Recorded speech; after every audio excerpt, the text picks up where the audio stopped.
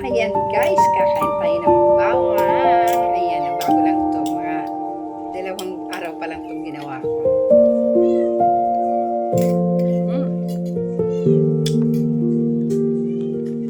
Lutong.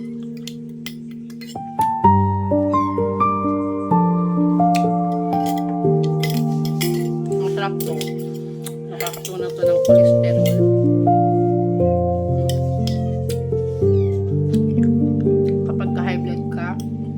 Nakakapababat na ng high blood. Nakapanormal na ng high blood guys pag kinain mo to. Gumagawa ko nito lagi. Araw-araw ako makain ito. Pagkagising ko sa umaga. Tapos, gabi, bago matulog, kumakain ako nito. After ko kumain ng 30 minutes.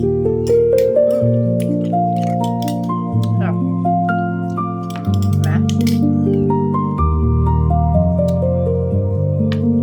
Ginamit ko ito apple cider vinegar na brag. Nilagyan ko ng dalawang kutsara na honey. Pure honey yun guys. Ayan. Wala pure honey ang ilagay mo. Ayan. Okay na siya. Ayun. Nag-green na siya. Ayan. Ang daming benepisyo nito guys.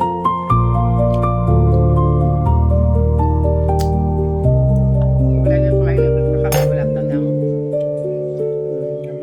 mataas na blood sugar, mataas na pressure, cholesterol.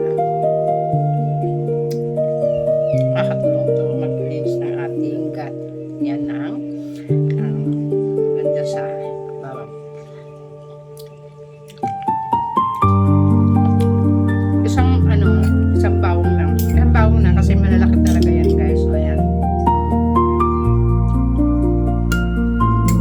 Malaking bawang. Yung bawang pwede na yan. Maganda siya kasi malutong.